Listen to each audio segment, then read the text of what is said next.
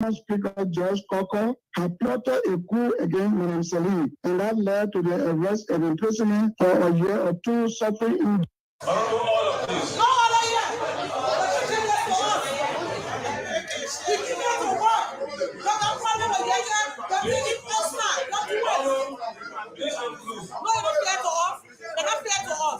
Representative Mama Briggs Mensa.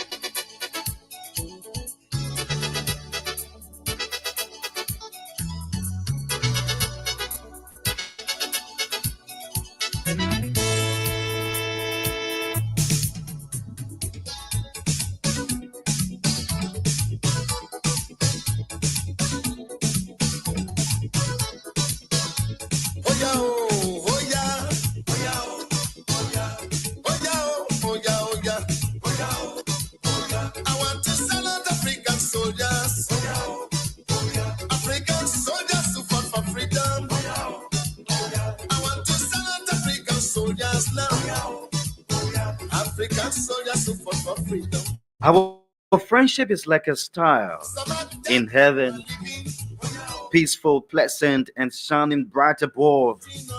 So let's spend more time together. You know, I started with the issue of friendship this morning because you, as our listeners, our viewers, are so special, and you are our friends, and we take you so special. Let's cheer it every moment in our lives as we move in. Oh yes. Good morning, folks, and welcome to Good Morning Liberia. It's on VOL 104.1. It's great to be back on the beautiful Friday. Yes, it got to be God. Let's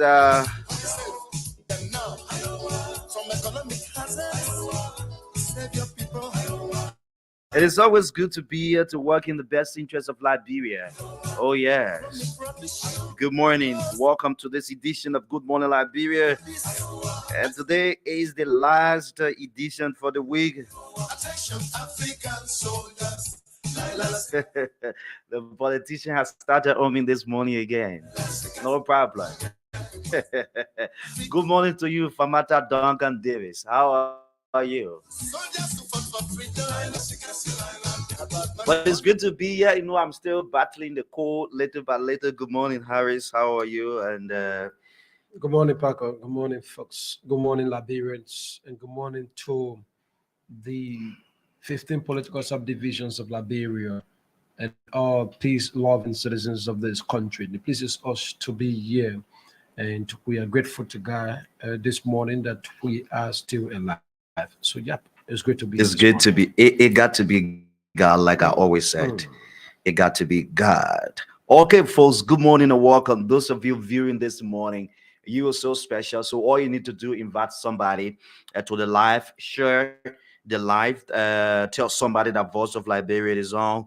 Yes, and it's great that we here this morning to talk more about issues in Liberia. Yeah, thanks to our followers. Little by little, we're moving. Congratulations to all of our top fans. Those of you who follow the television would like to say good morning. Gray, K. Suko says, good morning. I'm watching from Johnsonville Township, Maserado District 2. Momo Samoka Kanen says, good morning, VOA. I'm watching from the headquarters of the Freeport Intellectual Forum on the Japan's Freeway, formerly known as the Somala Drive. Yeah, the message will check or something. Harris, you having another error here again? I don't know. No, I've rectified that from the start. So it is okay. We're going to change it. Yeah, so I think you can really be thinking. I'm not the one that set up the live. We have the guys okay. that can do it. Lamine Connor says, good morning. I'm following from District 2, My Gaby County. Thanks for joining us, Lamine. It is always great to be here on the beautiful Friday, the weekend is on. Invite somebody. Thanks, Momo Samuka Kane. Yes, we have already rectified that. It is good, and that's why you are our followers, to help in the process too as well. But it's great to be here, folks. It's good to be here. Too many things to talk about, but let's invite people to the live this morning. Let's share the live as we talk in the best interest of Liberia. It is good. Harris will just give us the rundown of activities this morning as we move on. Is good. Who are those uh, will be appearing this morning as per our invitation so far? Those who have extended invitation to in the entire show actually will be like this morning. Yeah, so Parker, like you said, no time to waste Mhm, because indeed we have a plate loaded, mhm. and it's important we adjust ourselves so that we have conversation that cut across. Yeah, sure. So we're gonna have a group this morning. I'm told they already. Yes. Yeah, we're going to talk about. They launched a book called Moral and Society Integration Studies, and this book is basically about behavior change in society, and it speaks specifically to how we can prevent drug use among children and adolescents in this country. So we take serious interest in that, given that the book provides way in which Liberia can help to curtail the issue of a drug addiction in this country. Mhm. So we're going to have that group here shortly. It runs up to 8:15. We have Matthias Yenu is the executive director for ARED. ARED is the Institute for Research and Democratic Development. Mhm. That group release is second citizen perception survey, and this survey is intended to examine the workings of the three branches of government. And it caught our attention because that institution reported that the three branches of government had performed poorly on the year in review. And Okay. remember, not to is similar to NAMUD report, right? NAMUD Mhm. recently reported that lawmakers are very weak, and ARA2 is reporting that lawmakers are pulled in their oversight responsibility as well. So, what does it mean for our country when civil society organizations, rights groupings are coming with such a report against uh, our three branches of government? So, we're going to have them up to 9 o'clock. Jeremiah Wapo sits on the platform. Remember, he has this vision for Liberia. He said he's the best person to represent and transform the situation in Liberia currently. So we're going to have Jeremiah Wapo. We're going to be telling us this morning why should Liberia be trusting him with the presidency. So it runs up to 10 o'clock. We take our regular weekend break. Okay, so you got it there. Ansu Koma, thanks for joining us and the rest of you following this morning. I didn't know why you stopped calling. Okay, you stopped calling so that our guests will come in, and I hope the guys out there I think I was are too. actually following. Our guests can come in now. So Ansu Koma, Lamino Kone, they have all earned our top fan badge. Congratulations to you guys. Thanks for always following Voice of Liberia. Yes, as per what we're saying, Lamino Kone and Ansu Koma have all earned our top fans, badge. It's great to be here. So as we anticipate our guest this morning on the first segment, like Harry said, we're talking more about the more and society integration studies. This is the second edition of the Red Owl, and but this is the thing that I really want to talk about this morning before we can take our guest in the next 3 minutes, the next 2 minutes or so. On yesterday, our correspondent reported that school-going kids in Maigidi County, most especially in the lower end of the county, uh, were prevented from going to school on yesterday, attending classes on yesterday, due to the arrival of a sanctioned former minister of state for presidential affairs, Nathaniel Fallow Magel. It's a disservice to the school-going kids and public school principals, those who are involved into this thing, should stop immediately. It is wrong when someone is arriving in the country, when the students, when the people have major things to do on campus, and you tell them that they should abandon classes only because there's a petitioning ceremony and people should go in and welcome a sanctioned minister, a sanctioned former minister, right?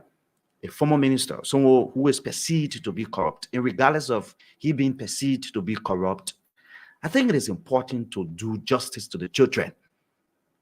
You cannot have a education sector that is being politicized. Nothing good will go on when people keep politicizing things that are of essence in our country. You shut down school because you say Mlantana Mage coming in country, so people shouldn't go on campus to go and welcome him and to go and do petitioning ceremony. Are you kidding? We need to try how. I hope Ujeh had time to talk more on some of the things that happened yesterday in Magibi, but I think it is wrong. And those of you at the Ministry of Education, you need to visit Magibi. It is important. It is important that you visit Magibi and take the necessary action against those schools, most especially the public schools. Sometimes the private institutions, yeah, they got away because if you want to regulate the private institutions, there are things you need to do for them. But the public institutions, once you're regulating them, they shouldn't violate the right of the students. Like I said, we hope we had the time, but hopefully Monday we will speak to that. But it's great to be here, Harris. Yeah, definitely, And our Parker. conversation run And up to 8:15 this morning. So we're going to welcome our guests. Is there any way, Harris, we could place them on? the guys are not yet to do that. Yeah, the It's a little bit producers. challenging for us. So Okay. we wanted a So we're going to start the update. conversation. We'll have our guests in studio. Good morning and welcome. Oh wow! So you can just place your headset properly. Yeah, you dress closer to the microphone as you move this morning.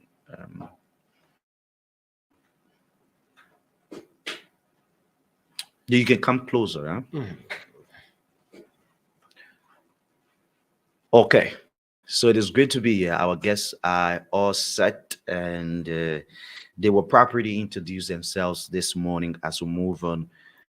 Good morning. They say, welcome to Voice of Liberia, beginning from, they say, lady before gentlemen. Good morning, welcome. Let's begin with you. What's your name? Good morning. Is that you, Kumage? But this should be the line for the Yeah, first but microphone.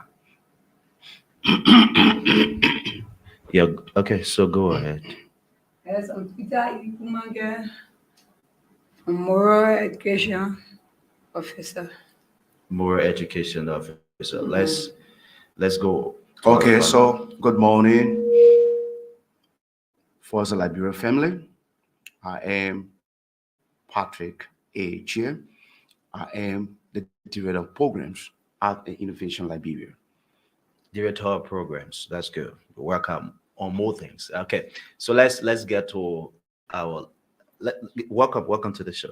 Yes, sir. Thank you so much. Good morning. And also, good morning to the Liberian people. My name is Pastor Daniel Okata, pastor in God's New Generation Church, and also counseling director for Art and Innovation Liberia. It's great having you on the platform. Like we said, we're going to talk more about the second edition that has to do with moral and society integration studies. Can you give us a little hint as it Yeah. relates to Let me your give you institution? as a background story for this second edition, and even from the first one. The idea of writing about society came about as a result of passion Okay. about the way and manner of things are going on today in our society, especially when we are seeing a lot of ills in our society. So first and foremost, uh, we started to analyze the activities of the youth, the trend of activities of the youth of today. Okay. So we came up with a book that is titled Zogos in Society, highlighting all the factors that are responsible for the increased number of Zogos or at-risk youth in the street in our society today. And that book was launched May 14 of last year, 2022, by the Spoke Commission. Okay. And the First Lady was very instrumental. She gave us a helping hand into the launching of that program. And of course, the head of NASCA, Mr. Dewitt Vodmos, was very instrumental. We want to appreciate these people. So when the issue of launching the at-risk youth fund drive came to being, we were already writing another book called Pathway to Reintegration Society. And in that book, the pathway, we profile or recommend 6 stages for which after our brothers and sisters should have gone through those processes those steps that we recommended, from the survey initiation to identifying the training that they will be doing.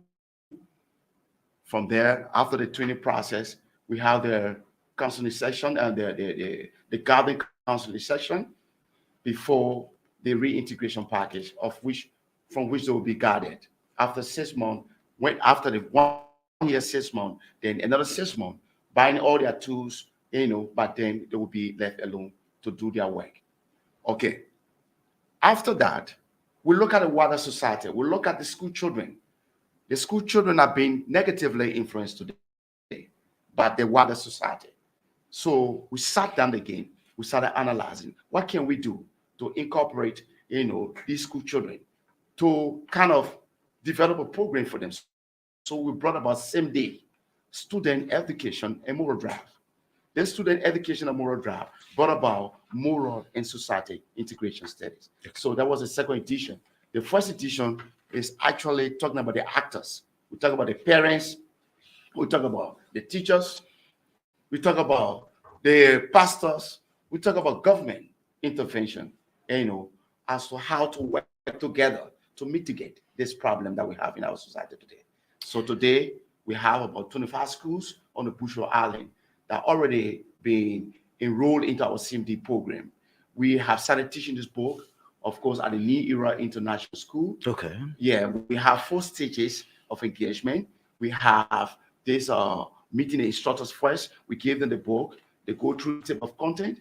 It's good. Let's get a key lesson learned in the Okay. first edition of your book that has to do with or targeted, at-risk youth, those they refer to as the disadvantaged, quote unquote, the Zogos. Okay.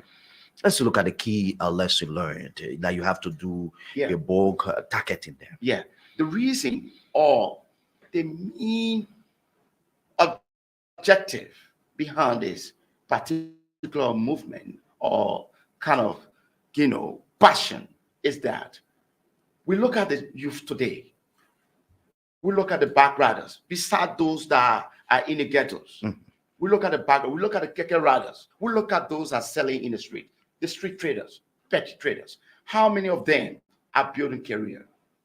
They're looking at the Liberia, labor force. In 10 years to come, the older force will be out of the job market. There will be one gap that we refer to as the labor force gap. At the end of the day, those youth that are in the ghettos, those that are riding keke, those that are riding motorbike, are not prepared to step in those gaps. So what that will do to Liberia, it will influence on the development. Infrastructural development will be retarded, and Liberia will just remain to be behind. So we don't want that to happen. We sit down, we think about the society, the wider society. We have been burdened.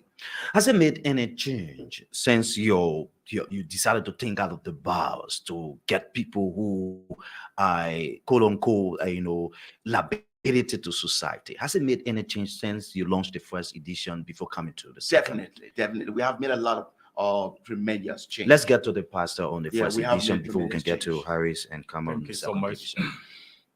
Yeah.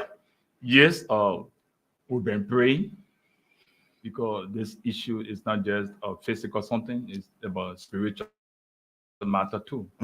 So I came on board because I've seen our own people in the society. It's not easy. Liberia getting so different. like before. Yeah, so I came on board to make sure that we go to these people, we pray for them, we counsel them, and I will do something. Yes, the society that we found ourselves in, it will not take action now. The next generation, they will question us. Because we are the role model. They will not take action now to see how best the children will come back into society. It's not easy now. The dress code, the spraying of the hair, bowing of the ears, it getting so much. So I came on board to see our best that we all will put our hand together and to cry to the government, because we can't do anything without them. The government got to come in, all got to come in to see how best that the children will be a good people in the society. This is our focus. Well, definitely indeed. Like Paco said, we're going to go strictly in the second edition now, given that our focus point is on the second edition. And this book exactly focuses on the second edition is on the behavior change, right? Yeah. Where we talk about how can we prevent our kids from being on drugs. Yeah. But as I read through this book, I came across something called the factors, right? What is responsible for children in post-war Liberia being on drugs? And part of that caught my attention when you mentioned the lack of parental care.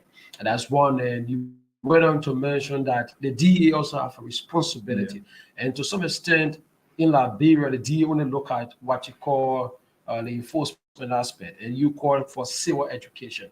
But one want to argue that that's just not the reason, because a vast majority of these children on the streets are those from good homes, children that come from good homes. So how does the lack of parental care boils down to the reason to which children have been, be on drugs? Thank you very much, my brother. You've been very sensitive, and I like the research that you did within the very book. Parental sensitivity is lacking nowadays. Parents are much more concerned about themselves, cosmetic, especially for our mothers. Look at the parents, the category of parents that are in their homes now today. Most of them do not have the parental supervision. Okay. Most of them are busy out there. So most times I ask the parents in a PTA meeting for this CMD program as to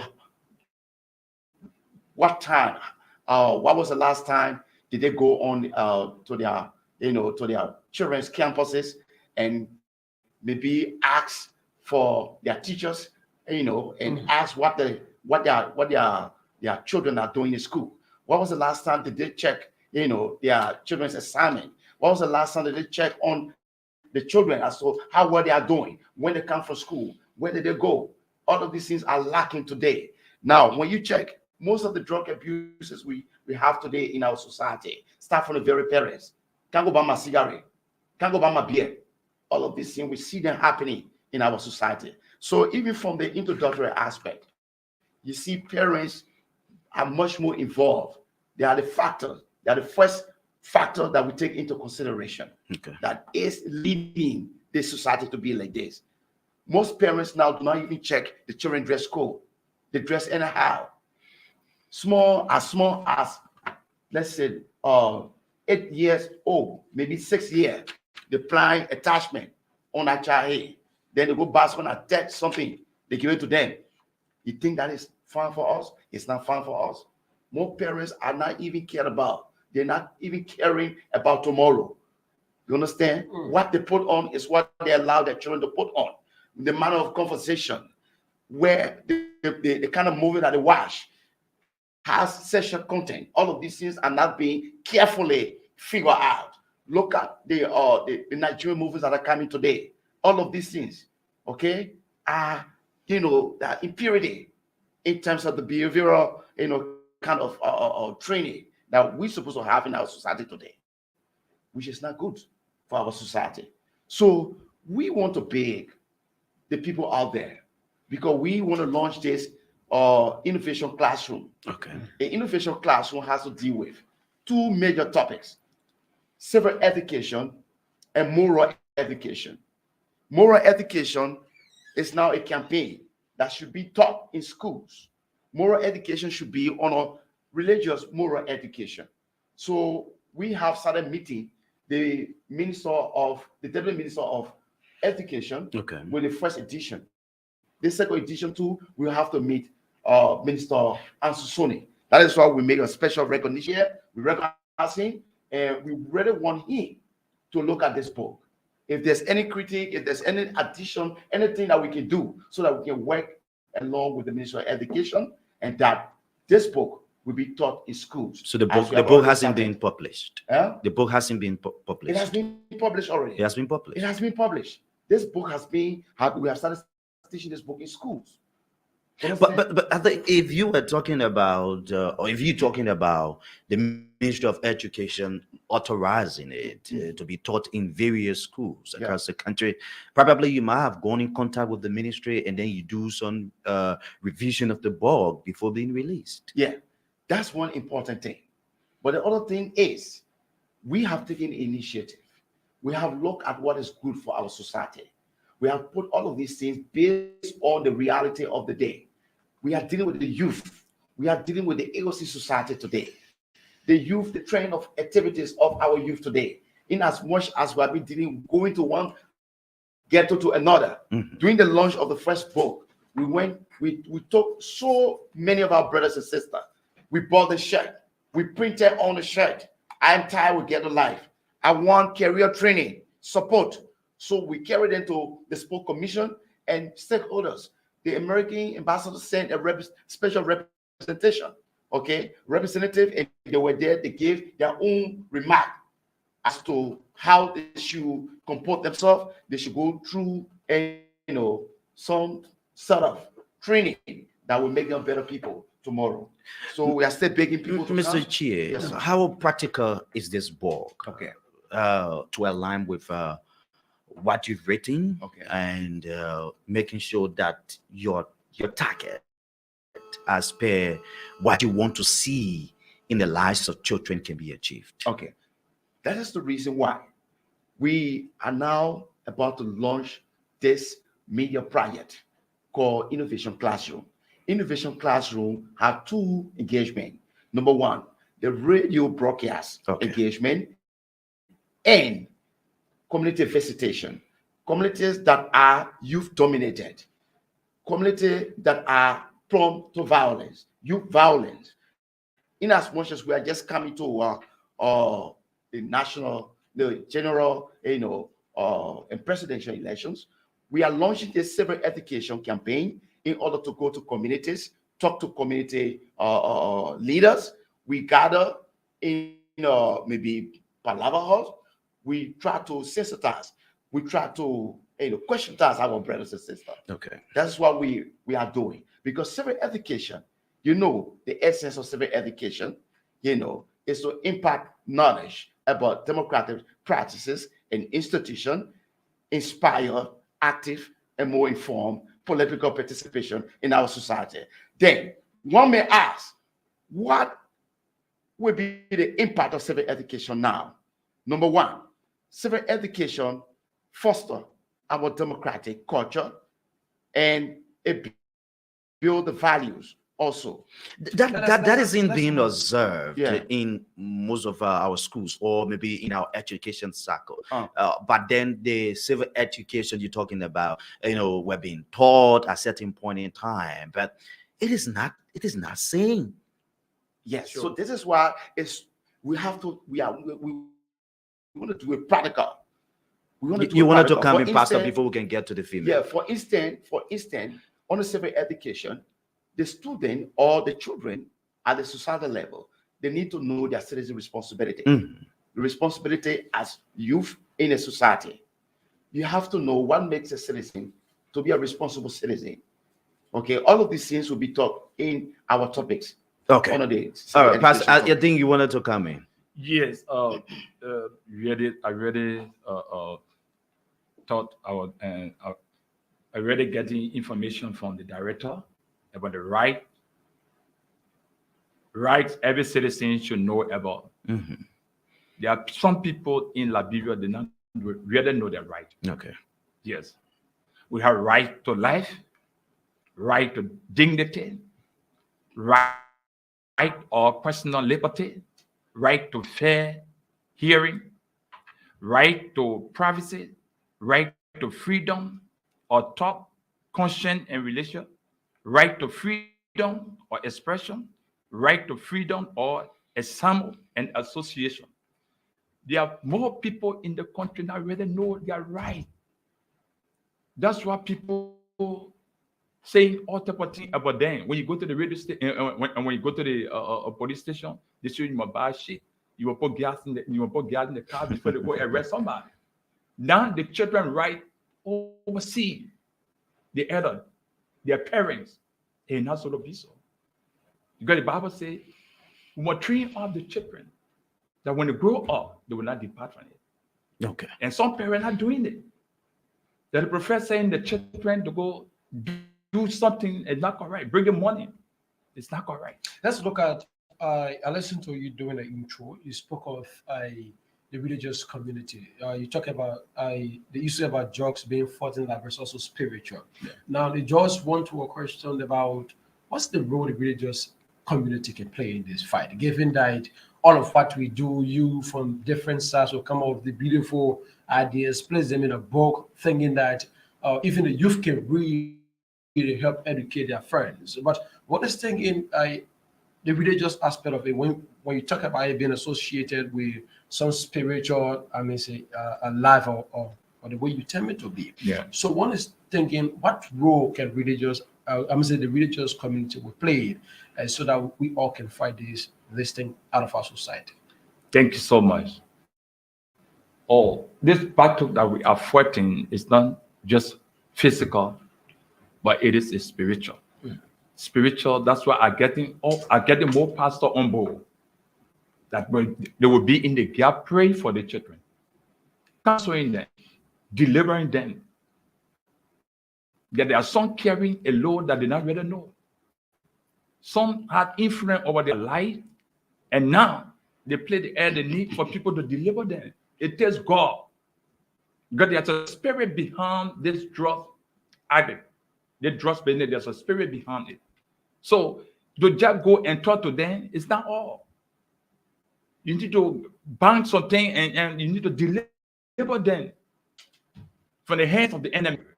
That's why I'm getting more pastors on board, and they are coming on board. So you think it has to do with a spiritual battle? Because once you get addicted, obviously, once you are addicted to something, you are already there. So why should we restrict this thing to being a spiritual battle that people should fast and that's pray? why I say not only spiritual battle. It's not only spiritual battle. Okay, we have the other people. We are the other people on the other side. They are the clinical people. They can take drugs for in people, but taking the drugs for in people is not auto it. You need to battle. There's a spirit behind this, and when you not battle, the thing cannot be normal. That's exactly what you want to believe. About this whole drugs issue, and I usually at times I too have had experience about this. That I sometimes sort of will argue with you that there are societies across the world that their citizens do drugs, yet then the people flourish. One will want to tie you to America, one will want to tie you to Mexico, and the rest of the countries where you have their citizens highly depend on drugs, especially the youth. But yet then these countries are flourishing. What more about Liberia that the situation is completely different in our society, our youth are going astray? Well, Liberia is different because our mindset, mindset is the engine that controls the action. Liberia is different because Liberia has not reached to the level for a kind of structural implementation of the law and order that will yield a desired result. Okay. What I mean to say is that all of our laws are on paper, but then the implementation aspect is not same. One thing that I would like to say here is that we are proud to some extent that of recent government through the Senate has been able to pass the drugs law, because that's the first thing Because fighting the drug cannot just be on a one lane. Okay? We can also take it from up and bottom approach. So they are up there, they pass the law, and we are down. We try to keep eyes on our neighbors.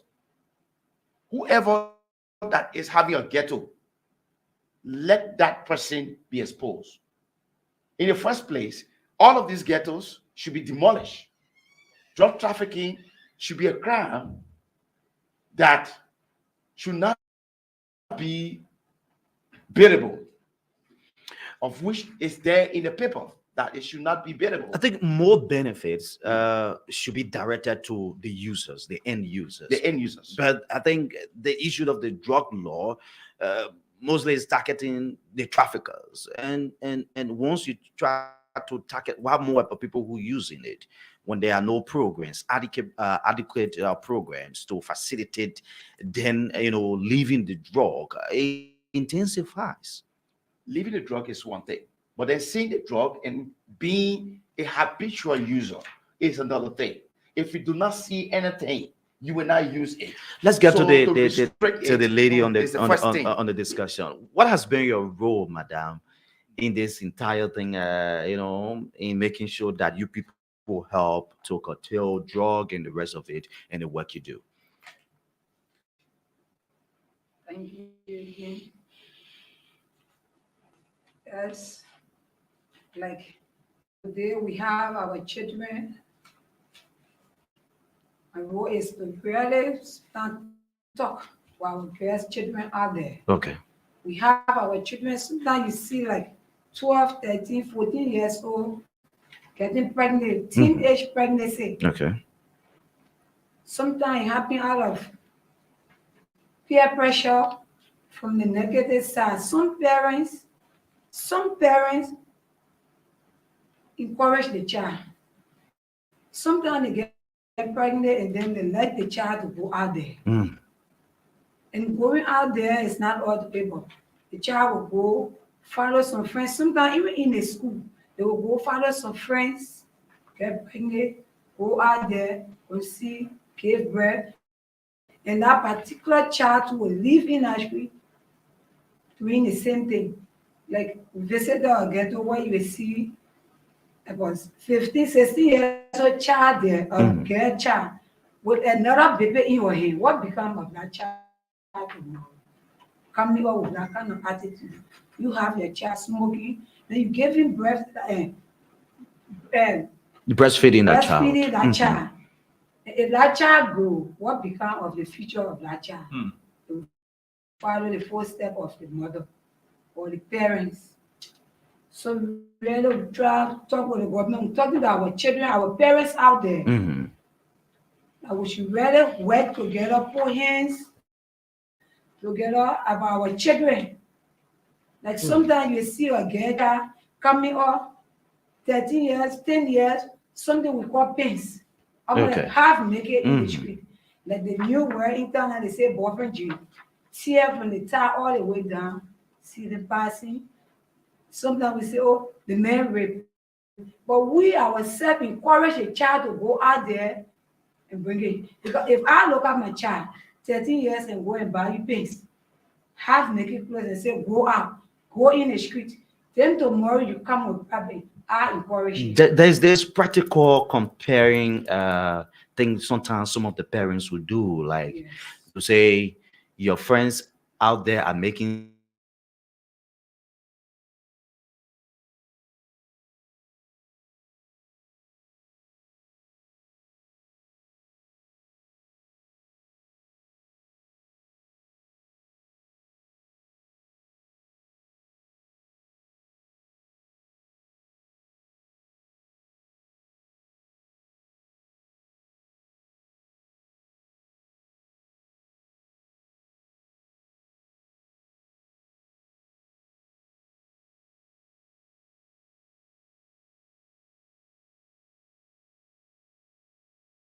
in our second guest will take the stage coming very shortly. Mr. Chia, tell us let's look at the involvement of parents in this book. I haven't gone through the book. I hope I will have the time and go through the book. Okay. But I saw you listing the type of usage of drugs and the type of drugs and the effect as well. Let's look at the involvement of parents. If you would set it one as a practical example that parents should follow encouraging that child. Did you really get some words from the parents and they were able to explain their story that you decided to compile and make a book? You see, my brother, writing a book involves research, Okay. and you like to know that all of the people that you will be talking about in that book should be contacted. So, in fact, most of the parents, what they usually say, my child, my child can't listen to me anymore. My children can't listen to me anymore. They don't follow friends. Mm-hmm. You see, but let me tell you something.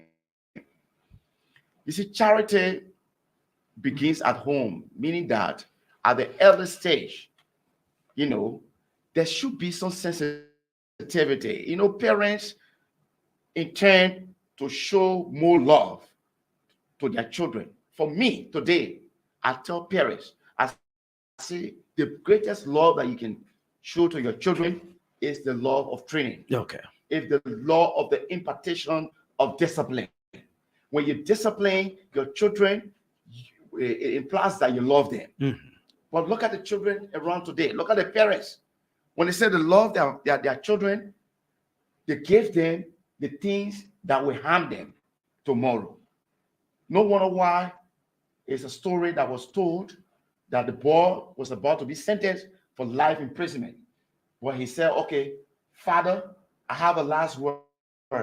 Please, just let me tell you something. And chew his father whole ear. See, you did not tell me the real thing. You see, this is still happening in the Liberian society today. You see, going forward, we want to launch a classroom called Innovation Classroom. Okay. It's a media project. We'll be dealing with both civic and moral education. And this civic education, we strongly need sponsor. We need sponsor because at this particular time, we'll be going out there, as I've already told our audience, that this civic education, this innovation classroom has two engagements. The radio broadcast and that of the community visitation. That's the outreach visitation. Mm-hmm. We'll be going, meeting the youth, gathering, because that's what we have been doing. We have been going from one ghetto to another, doing some mental counseling, telling them the negative aspect of taking drugs. Okay. What does it do to your very self? Those people are loading cars. See our brothers loading cars that they're supposed to be buying. They are loading it. The reason why the pastor was saying that is also spiritual. Yes, it's also spiritual because today in our African setting, we have people who are jealous. They go the extra mile, knowing the future of a particular child. Then they go now, they start doing things. At the end of the day, that child start to ignore what will benefit them. They go in the street. Okay. So it's 15 now. We got to go. But before we go, you talked about the issue, and let's look out how you intend to do it, and who are those you think can come in to help aspect the launching of this entire thing. Okay, this innovation classroom has to do with moral education and that of civic education. We want the National Elections Commission to come in this. Okay. So we have written a comprehensive proposal of which will be tendering to the Ministry of Education. For now, we are doing a drama because we also write drama about the ills in our society. So we want to present a drama to NEC, telling them that we want to be at the front page of meeting the youth in various societies, various communities, especially those communities that are youth dominated. Why are you targeting the You National Elections think Commission? you think you have the capacity to do that? I have the capacity to do that. We have a lot of members. We are partnering with a lot of youth organizations. When are you thinking about launching we want this to bring innovation? a seminar. We want to do the launching next month. Next month. Yeah, we want to do the launching next month. And the issue of having this book being taught in schools across the country, it has to do with a full cooperation from the Ministry of Education. Oh, The Ministry of Education. You talk about having the book being taught in school. yes, that is it. So the Ministry of Education is going to be contacted because we have contacted them Okay. already. And this second edition. Do you see them giving you this approval? Yeah, I see them giving me this approval because in the first place, all the schools are embracing us. Okay. Yeah, you Because getting we are- positive reception from the place, the school this particular book is being taught, the school in which it Yeah, is yeah, being taught? yeah, definitely. Because what happened is that we are now partnering with schools. Okay. We are partnering with the parents. In the PTA meeting, we tell them that we are here to partner, and this is what we have brought on the stage. So they are embracing us. Everyone go to embrace us. Okay, Harris, we gotta go. Yeah, definitely we gotta go. And what we do, we got to at another time where we have more of this conversation, especially on this book. At which time when we digest our copy of this book, and we're gonna have a lengthy conversation exclusively as well on this book. But definitely it was a great time having the team on, and the knowledge parcel is very important. Like we said, the issue about drugs fighting drugs requires the involvement of every Liberian. So we appreciate you guys' innovation house for this series, and this is what we look forward to other organizations to do. So before we take leave of you, maybe in just a minute we can wrap up, begin with the lady, because lady before gentlemen, so we got to take a general sensitive. We quickly can just say one or two things to the people before we take leave of you. Yes, thanks again to the Voice of Liberia. Advise with the parents out there, bring our work together, bring our children up. That tomorrow we live a better future, a better life in Liberia. Okay, we move to Urban. Yeah, thank you so much. I'm feeling good because it is my first time. Thank you so much for the life. You have the good office. May God bless you. And my advice to our people, brothers and sisters, the body is the temple of God. So the body was given for all to worship God. The body was not given for all to put sustenance and whatsoever into the body. If we do that, you will get account tomorrow. All right, and we close out with the program director, I guess. Okay, I have to say something. Quickly. Imagine the streets are becoming more populated at a day with youth without skills. Teenage pregnancies are on the increase without fathers, giving rise to single mothers.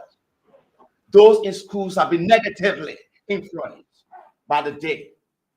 We see school children in uniform, cutting class sections, and going to take a smoke in the ghetto. Suddenly, we need to take action. Civic education and moral education required now. Okay. Of the Liberian public. Thank you very much, Voice of Liberia.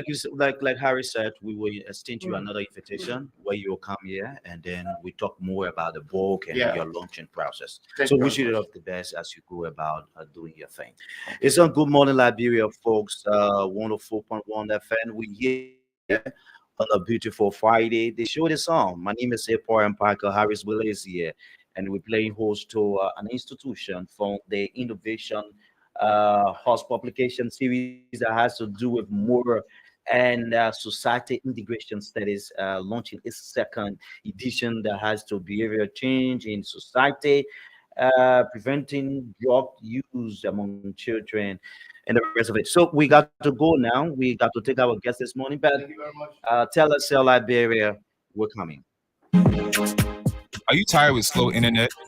Do you want super fast and affordable internet? Telecel Liberia is here to provide all your internet service needs. The internet is moving at a fast pace, and only super fast internet speed can help you keep up. At Telecel, our internet packages are divided into distinct categories: Mega, Optimal, Premium, Elite, and Big Business that suits kids, universities, schools, hotels, beaches, homes, offices, urban areas, and much more. Anything is possible with Telecel Liberia. Get your own streaming box for Netflix, Amazon Prime, Showmax, and more. At Telecel, our amazing 24-hour customer service is there to help you with all your needs. Telecel Liberia, super fast speed, 24 hours technical support team, the best broadband and fiber optic internet service in Liberia. For more information, please call 0770-399-399 or 0881-399-399. Or stop by our office on 3rd Street, Syncor, opposite the Carter Center and GLZ building. Visit our website, telecellliberia.com. Email us at info@telecellliberia.com. Telecell Liberia, the best internet service provider, is here for you. Telecell Liberia, connecting the unconnected. I want to flex my love. I want to bless. Yes, of course, it's on Voice of Liberia. The second edition of the show comes from the second segment, sorry, comes on very shortly. And we will be looking at Aret's latest report on the targeting the three branches of government and its performances and so forth. And it's great to be here this morning. Good morning, and welcome those of you just to join us. Let's have ourselves on this Friday a wonderful time. And up next is Aret. We're looking at their latest report. This conversation will run up to 9:15 this morning, and later on the show we'll take Jeremiah Wapu, Mr. A presidential hopeful in the 2023 elections. He will come on live this morning. I think Harris will start the conversation. Yes, definitely. We have to. No time to waste. We have gone a little bit in this discussion for the segment, rather. And like you said, we have Mr. Matthias Yenin. He's the executive director of ARET, and ARET is the Institute for Research and Democratic Development. So it's good to have them on this morning. The group released its citizen perception survey on the performances of government, the three branches of government. And so we're good to have Mr. Yenin. Good morning and welcome.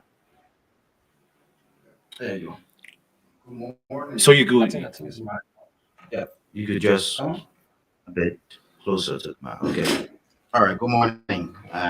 Thank you for having me. I think it's a cool studio, and I want to say thanks to the Voice FM family for this development. I think it's good. It expands the civic space and also contribute to the voices of the people. And I think it's what you've been doing since you were established. So I'm happy to be here. It appears to me this is the first time. Yes, sure. This is my debut on this show. What do you hope to achieve after this intern? Yeah, I think it's going to be a very interesting conversation. I hope that, and we're just going to give clearly what the Liberians said about our governance space and our governance system. So I think it's going to be a very interactive one, and I look forward to that. Okay, so it's great to be here. Like he said, the Institute for Research and Democratic Development releasing its 2022 Citizens Perception Survey, and we were going through that particular survey, and it targets the three branches of government. Let's look at your institution and its involvement. People who can come to the issue of the latest survey. So, ARET was established in 2002. We've been working for more than 10 more years now in the space. We were formerly the Liberia Democratic Institute, LDI, and then in 2012 we transitioned to IRED, the Institute for Research and Democratic Development. The public will know us mostly for the institution that produced the legislative scorecard. So usually we monitor the legislature and produce a scorecard, including the general grading of the lawmakers and what they do, looking at their three cardinal responsibilities: lawmaking, representation, and oversight. We are a research and institution, a think tank, you may say. We conduct policy research, we conduct also policy advocacy.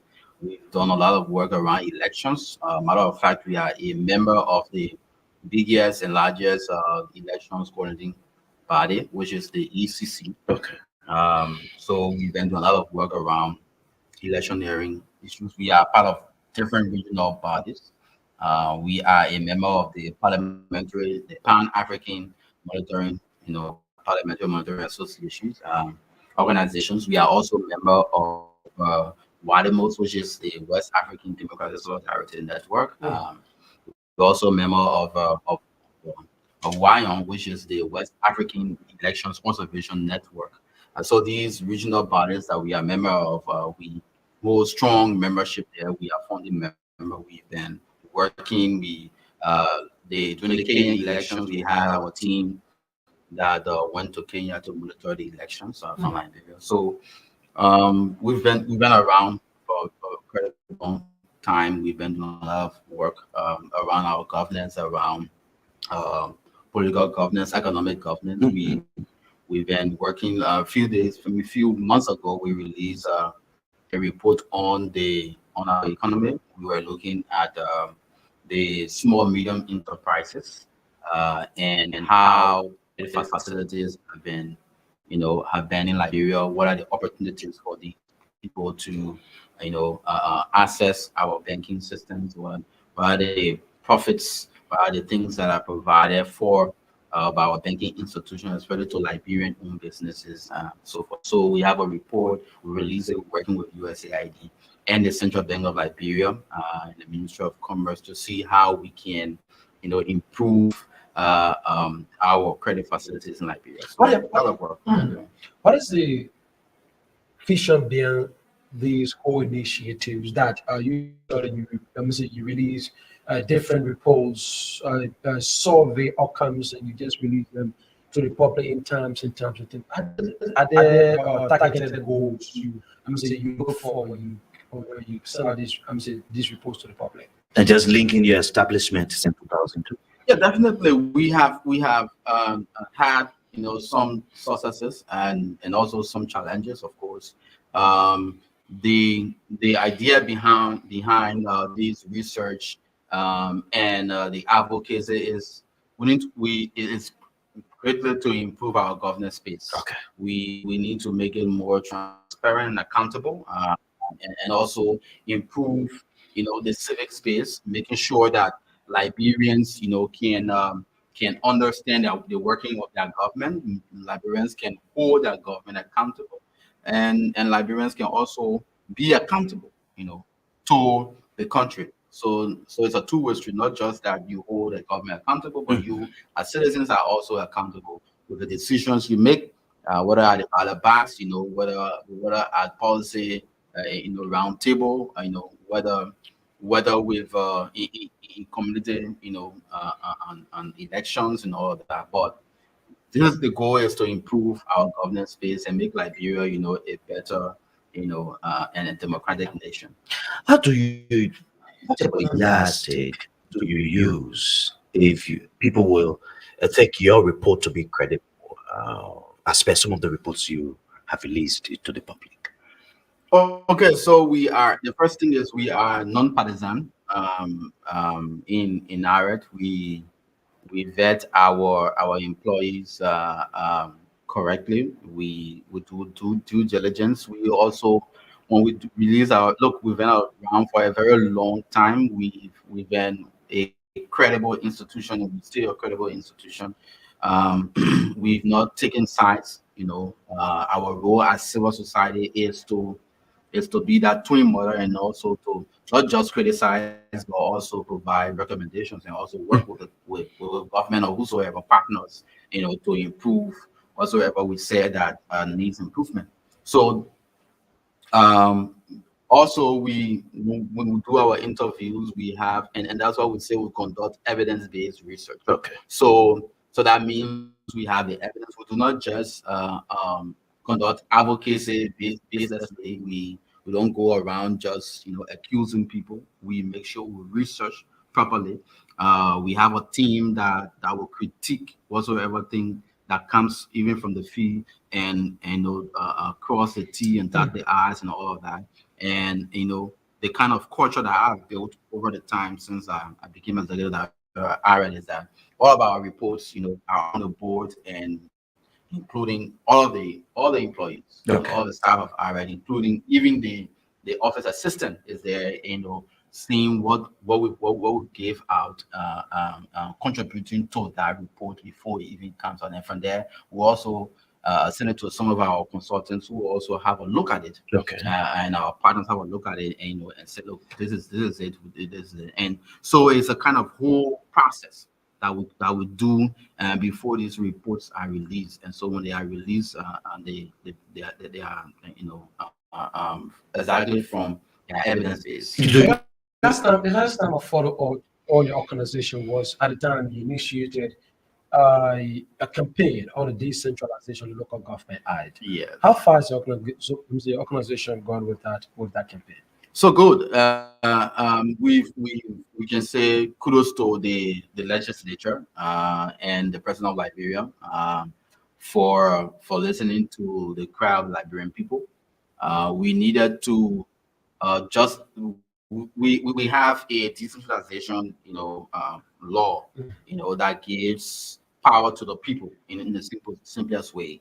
But then you can have political power, and if you do not have the economic power as it relates to resources, you are not able to clearly articulate or clearly demonstrate the level of political power that you have at a local level. So our thought was to help the government of Liberia and partners to push the passage. I mean, first of all, develop a law, draft a law that can pass from the legislature and push the passage of the legislature, including the signing into the law, that will also give some economic power to the local authority, to the counties. So as it relates to resources, and that's what we did. We were able to achieve that last year, which was also one of our remarkable achievements. We worked supported by UNDP to push for the drafting of the revenue sharing bill and the passage of that bill. That bill was passed last year by the legislature and signed into law by the president. So we currently have a revenue sharing law that gives 8% of the revenue generated at the county level to the counties. So there's a percentage that is going to be calculated. There's a formula there that's going to be calculated based on few things, based on the first of all, based on the population of the counties, based on the revenue, the revenue generated from the counties. So counties of higher revenue, generation will have more, and counties with less will have less. However, in there we place something called the equalization fund. That equalization fund will go across to smaller counties.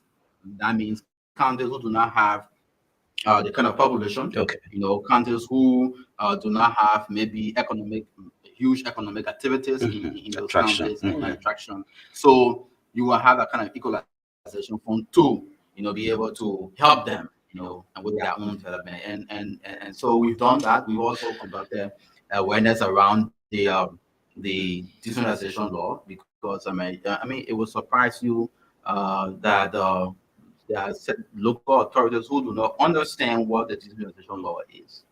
And other thing is that they're going to be taken from their positions and all of that, and so they become they become like spoilers, and stand between decentralization and then, because it's their power they are relinquishing. So before we can get to the report, there's this one thing that I want to know from you.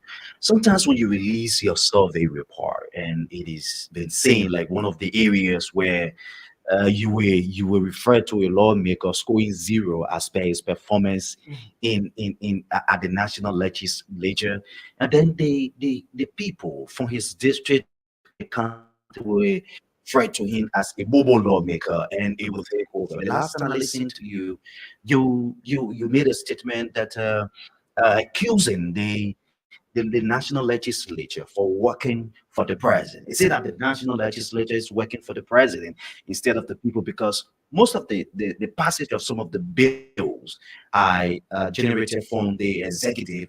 Instead, the president is tapping instead of the lawmakers coming. Sometimes, I don't know, as to whether you're taken aback when some of your releases have been made and at the end result you receive call from somebody, maybe like you threaten you? Yeah, and just to purchase what you said, I can remember Rosalind Dennis was one of those that I actually sent to her when I read really her report and bring her, I think, of Queen, Mrs. Queen F. I think I can still remember during that time, and she took serious exception to that.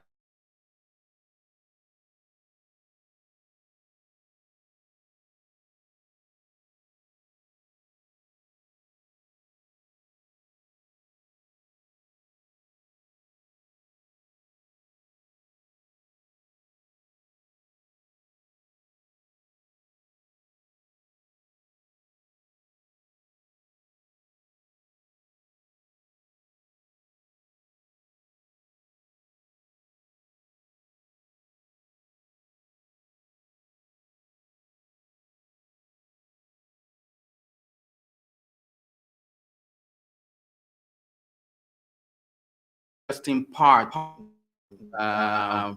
the public is the issue about communication. I mean, the issue about participation and attendance. I think it tries much to, I mean, to the public try much to hinge on those two, and and blow it out there. And I think that's the thing. But we look, if a lawmaker supposed to attend 66 sittings, and that lawmaker attended, for example, 11 sitting witnesses, that lawmaker automatically fill in attendance. Okay.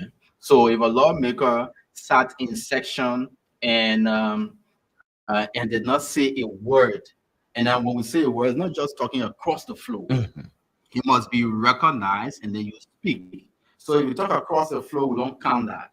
So if you did not raise your hand, you were not recognized, and you did not speak throughout the number of sittings that were recorded. Definitely you score zero. I mean, it's the public that judge to say whether someone is bobo or not. I mean, we do not put it in our reports, but it's the public that judge. Of course, if you do not speak, I mean, people tend to be different things. Also with you talk about the other one was The legislature working for the president. so if you have bills, number of bills, for example, let's say 62 bills passed by the legislature so far, and then you have 80% of those passed, during the sittings, maybe the two sittings, came from the executive, and then the remaining 20% came from the legislature. I mean, both the Senate and the House. And then you have number of bills sitting in committee room that members of the legislature were supporter of. They were people who sponsor these bills. Okay. And then these bills have not passed. It has been 1 year, it has been 2 years, and 3 years. And then what do you think? It is mostly that the legislature is leaning more on the side of the president and what comes from him, pass, as compared to their actual, a report, their actual responsibility. I mean, to make law. So if you if bill can also come from the president office. A bill can come from citizens. So if you see that most of the bills that come from the president, they are passed, and not just that they are passed, but the kind of speed and accuracy that comes with the passage of those bills clearly speaks to they leaning more on doing the work of what the president wants, of course, which is not entirely bad, but Okay. it shows that the legislature work There's not a balance. there's not a balance. They are not doing their work as per their functions. They are mostly leaning on what the Let's look at the president says. impact of some of your reports, judging from bringing a lawmaker scoring F. And obviously, once you score F, you want to score, you score F, you fail.